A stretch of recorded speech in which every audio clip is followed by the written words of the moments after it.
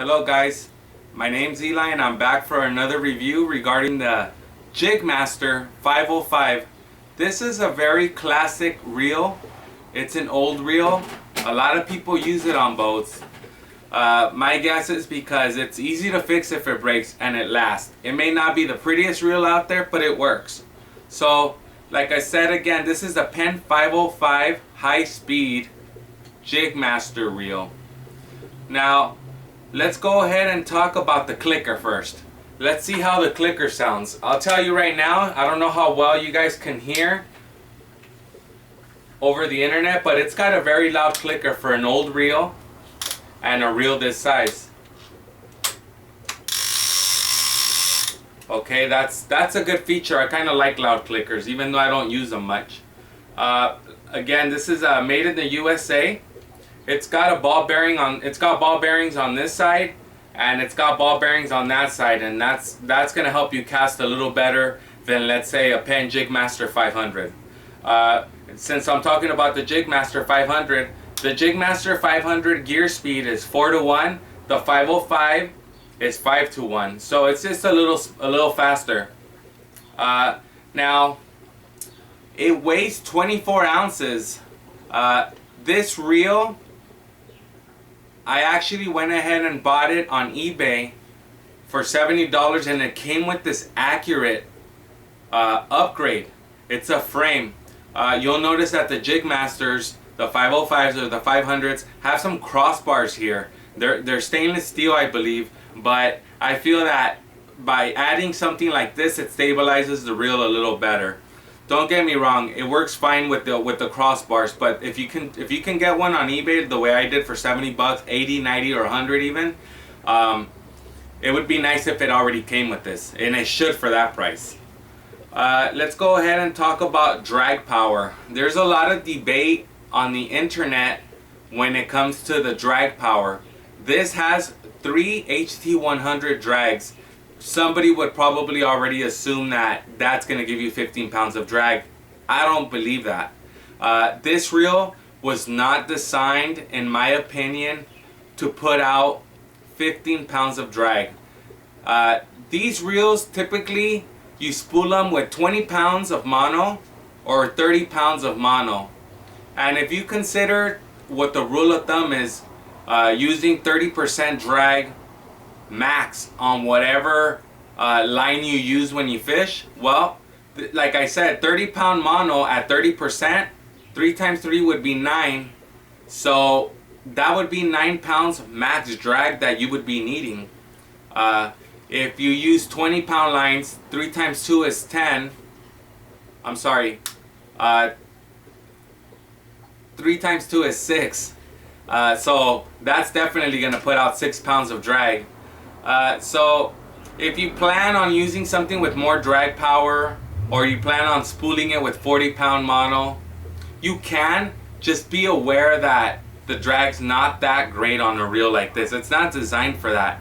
You could probably squeeze the star so that it gives you 12, 13 pounds, but by then you're putting too much strain onto the sleeve, and you're probably gonna strip the sleeve or strip the threads on the star.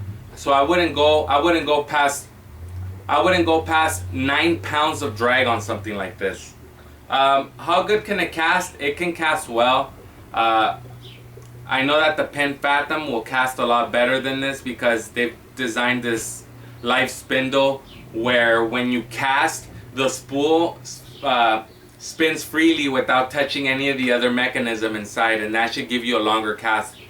But this works just fine. Now,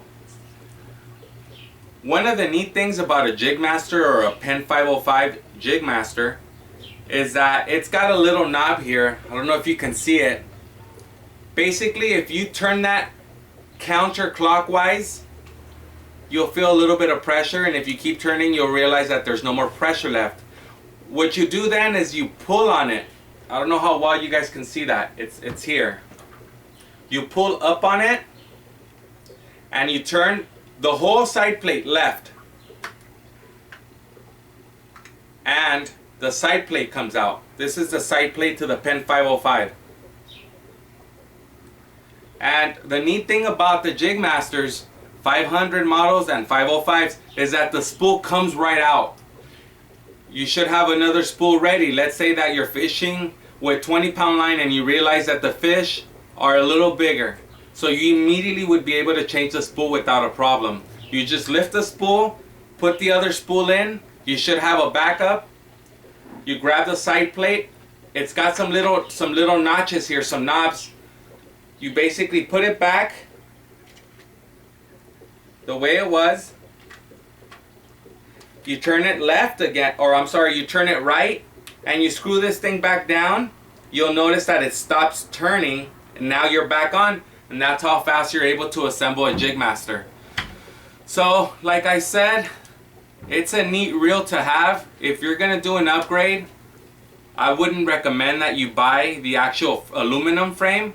Buy a reel that already has it installed. Get it on eBay. Like I said, I got this for $70. I know that you can find one for 80, 90, or 100 bucks even. Once you start getting into the high ranges of prices, then it's almost not worth it to get it. I would go with the Penn Phantom at that stage of 100 bucks, because at least you get the side plates that are aluminum, and you get about 25 pounds of drag versus 9 pounds that this is going to hand out to you. Well guys, one more thing. I will tell you that Scott's Bait and Tackle, they sell a lot of parts for Penn reels. They have the stainless steel sleeve, stainless steel gears for it. This here comes with a bronze main gear and a stainless steel pinion. You can upgrade to stainless steel sleeve gears. At the end, guys, this reel was designed for 20 to 30 pounds mono. All the upgrades, yeah, sure, they're great if you have the money and if you want to do it as a hobby. But when it comes time to sell it because you're tired of using it and you want to get yourself something new, very rarely are you going to get your money back. So the only investment I see here that is a good investment is the frame. But don't go out and buy the frame separately, because I think the frame is about $69. Like I said, I got this for $70. I was lucky, and it came with an extra spool. You might be able to get yourself one for $90. It probably won't come with an extra spool. But they're good reels, made in the USA. I can't really say much about it as far as negative, just because they're not that expensive. I mean, if you buy a Jigmaster on eBay, let's say, and it doesn't even come with the frame, you're probably going to spend $30, $35 on it. How is $30, $35 not worth the money for an American-made reel? Well, that's basically it, guys. If you guys have any other questions, or if there's anything that I can help you out with, please post your questions down below. I'll answer them to the best of my knowledge. Thank you so much for watching. Have a great one. And